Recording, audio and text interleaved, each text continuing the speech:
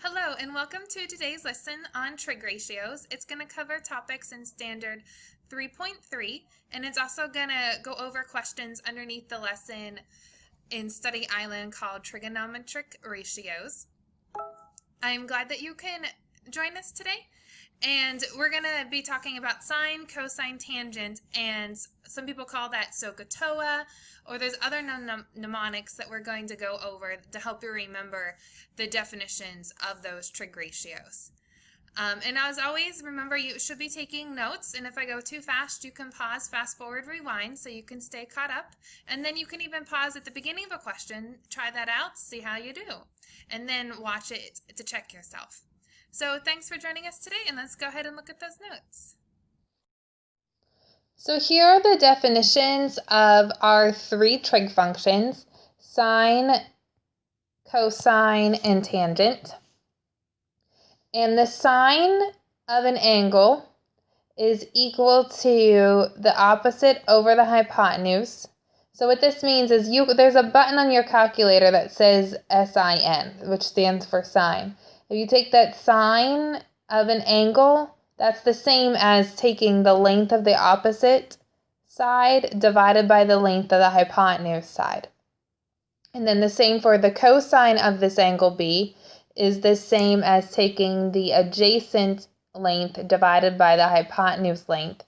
And then the tangent of that same angle B is the same as taking the opposite length divided by the adjacent length. So some things you need to know is the hypotenuse always stays the same. The side that's the hypotenuse is the one that's always across from the right angle.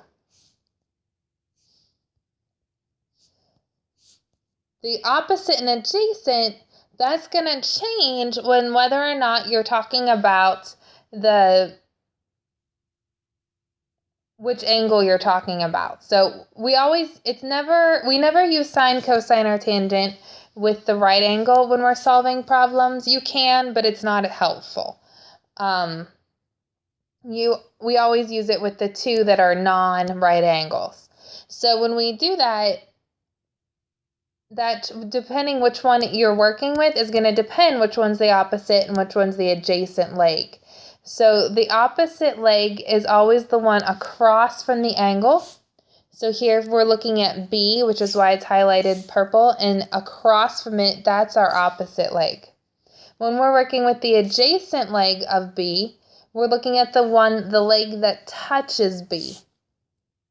So here, that's why these ones are labeled adjacent, is because we're looking at B. Now, remember that your legs are always the ones that make the right angle. So your legs here are always C to B and A to C in every triangle here. And so we just need to remember these definitions, and there's a couple of ways that we can do that. A lot of students like the word SOHCAHTOA. So SOHCAHTOA, sine opposite hypotenuse, cosine adjacent hypotenuse, tangent opposite adjacent. So if you just copy down the word SOHCAHTOA, then you've copied down all the definitions. Other people like mnemonics. So the one that I learned in high school is some old horse caught another horse taking oats away. And here's a picture to go with that. And then here are some other mnemonics that you could use. So these are just different ways that you can remember the same definition. I would pick one and stick with it, so that way you are not getting confused and it's just less to remember. And so go ahead and pause if you need to pick out your favorite one, and if not, then let's go ahead and look at some examples. One other thing you're going to have to know is what an angle of depression and what an angle of elevation is. So if you see these words in a word problem, it's always an angle based on a horizontal line. So angle of elevation is you have a horizontal line and then it goes up from the horizontal line. So like if you're elevating, you're going up. So the angle of elevation goes up. And if a depression is something that goes down, so it's from a horizontal line going down. So knowing these definitions will make certain word problems easier. There are different types of questions you could be asked. The first type is just what is the ratio of the sine, cosine, or tangent of an angle. So in my opinion, these ones are the easiest, so we're going to start out with them. So here I have cosine that it's asking for, and it gives us all 3 lengths of the sides of this right triangle. So I have the cosine, so SOHCAHTOA, or caught another horse. I know that cosine is equal to the adjacent over the hypotenuse. So here it says I'm working with angle B, so I'm going to look at angle B. The adjacent side of angle B, the adjacent leg, is Y. So I know Y is 20 from the problem, so that's going to go in the top of my fraction. And then the hypotenuse, that's the one that's always across from the right angle, is Z. From the problem, I know Z is 25. So I'm going to have 25 in the denominator of my fraction. And then I just simplify that fraction, and it simplifies to 5 over 4. And that's my answer, letter D. Sometimes it'll use a letter to ask which angle, and other times it'll use the actual measure. So here it wants to know what is the cosine of 30 degrees. So I know that cosine is equal to adjacent over hypotenuse. So I'm looking at 30. My adjacent leg to 30, the one touching it, is x. And I know from the problem that x is square root of 3. So that's the top of my fraction, the numerator. And then I need the hypotenuse value, which in this problem, that's going to be z. It's across from the right angle, and the problem tells me that's 2. So that's the bottom of my fraction. So my answer here is B. This question here is asking, if you know these 3 side lengths, what is the tangent of angle A? So I'm looking at angle A, and I know that tangent, TOA, or taking outs away, or whatever mnemonic you're using, is opposite over adjacent. So the leg that is opposite A is Y, and that has a value of 12, so that's the numerator of my fraction. And then I have the adjacent leg is X, that's the leg touching the angle I'm working with, and the value of X is 5. So that's the bottom or denominator of my fraction. I can't simplify that at all, so my answer here is B. This one here, it says if you know these 3 side lengths, then what is the following is equal to the sine of 30 degrees? Well, SOA, or some old horse, tells me that the sine is equal to the opposite leg over the hypotenuse. So, and I'm dealing with the angle 30 degrees here. So the leg that is opposite of 30 is Y, and my Y value is 1, so that's going to be the top of the fraction. And then my Z is the hypotenuse, because it's across from 90 degrees, and the Z value here is 2. So I can't simplify that fraction at all, so my answer here is D. Now we can actually use these formulas and definitions of trig functions to solve for problems. Now sometimes these questions will ask us to solve for problems, and other times they're going to ask us to just what is that equation that you could use to solve the problem. So this one here is, it says a lamp illuminates an area of 12 feet diagonally in an edge of 40 degrees from the ground to the top of the lamp. So they went ahead and drew what that picture looks like to you. So what equation here could be used to find the horizontal length R of the illuminated area? So first you're going to have to figure out, am I going to use sine, cosine, or tangent? What 2 sides do I know? Do I know opposite leg, adjacent leg, or hypotenuse? So I'm looking at this 40 degrees, And this R, if I'm looking from 40 degrees, because that's the angle I know, is going to be the adjacent leg. And then this 12, that's across from the right angle, so that's going to be my hypotenuse. And so then I have to think, okay, sine is opposite over hypotenuse. Cosine is adjacent over hypotenuse. So because those are the two pieces I know the adjacent leg and the hypotenuse, that means I'm going to be using the cosine of 40 degrees to write an equation. And so the cosine of 40 degrees, an angle always goes here by the trig function, never a side length. It's always an angle. And that's going to be R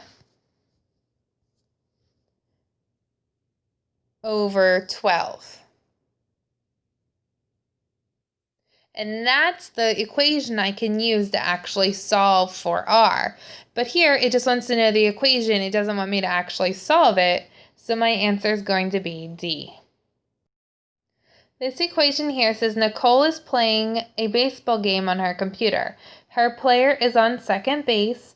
The distance of the screen from the third base to the pitcher's mound is 9 centimeters. The angle at second base is 55 degrees as shown on the figure below. So everything they just described here, they just went ahead and drew a picture showing us also. Here it wants to know, what is the equation that can be used to find length R between second and third base on the screen? So I know this angle of 55 degrees. So it's a right triangle, and I know the angle, and I know one side, and I'm looking for another side. So I'm going to be using a trig function to solve. So I know this angle here, and so I want to look at 9 and R. Are those hypotenuse, adjacent leg, or opposite leg? Well, 9 is a leg, and it's across from the 55, so that's going to be an opposite leg. And then the R is across from the right angle, so that's going to be my hypotenuse. The trig function that uses opposite and hypotenuse is sine, SOA, or some old horse. So I'm going to be using the sine of 55 degrees. Remember, there's always an angle by sine or cosine or tangent. And then I'm going to have my opposite, which is 9, over my hypotenuse, which is R. And that's how I set up the equation to solve this. When this is they only want the equation, so that's all the further I have to go, and my answer is C. All right, so the first thing I would do if I had this problem is I would copy this triangle and then label what it is that I know. So I know that this angle here is 38 degrees from right here, and then it tells me y is 42. And then it says, what is the value of x? So I'm going to put a question mark by x to the nearest tenth of the centimeter. So I know the angle of 38 degrees. So from that perspective, what is x and what is y? So x here is going to be my adjacent leg, and y is my opposite leg. They're both legs, and x is the one that touches, and y is the one that's across. So which trig function uses opposite and adjacent? Well, that's tangent. So that means I'm going to have the tangent of 38 degrees. Remember, you always put the angle by the trig function name. And that equals opposite over adjacent. My opposite leg here is 42. And then adjacent, that's the x that I'm looking for. And so once again, to solve these, I'm going to make it a proportion by putting the tangent over 1. And then I'm going to cross multiply. So the tangent of 38 times x is x times the tangent of 38 degrees. And then that equals 42 times 1, which is 42. And then to solve for x, I just divide both sides by the tangent of 38 degrees.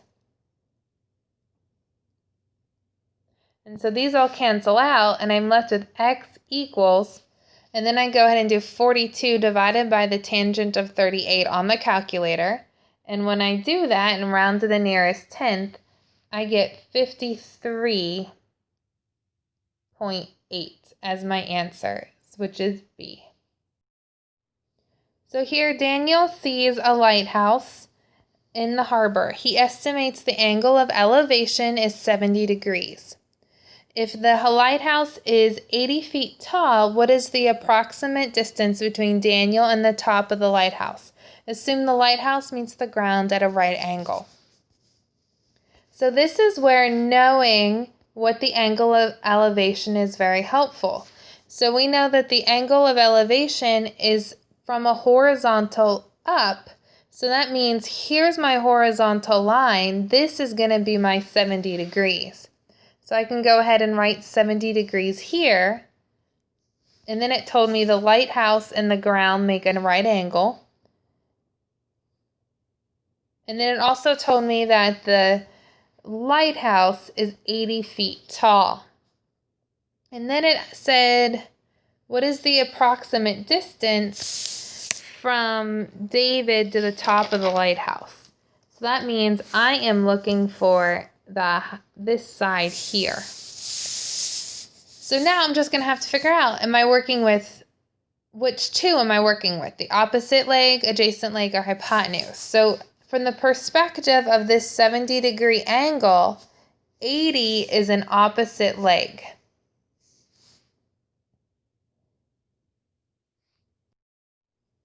And then the side I'm looking for is across from the right angle, so it's a hypotenuse. So I'm looking for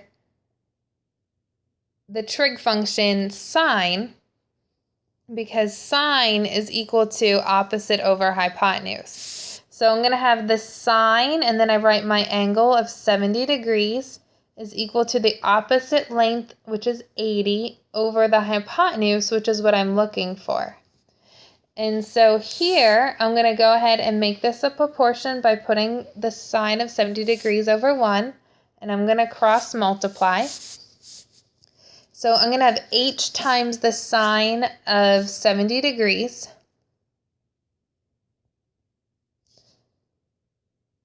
Which looks kind of silly, but this is how we would write it. And then 80 times 1 is 80, so that equals 80 degrees. And then I'm just going to divide both sides by the sine of 70 degrees. And once again, you're going to have to do this step on your calculator. You're going to take 80, divide sine 70 degrees. And when you do that, that's going to, and you round to the nearest foot, you're going to get that the hypotenuse is 85. So your answer here is A. Thank you for joining us today, and I hope you learned something new.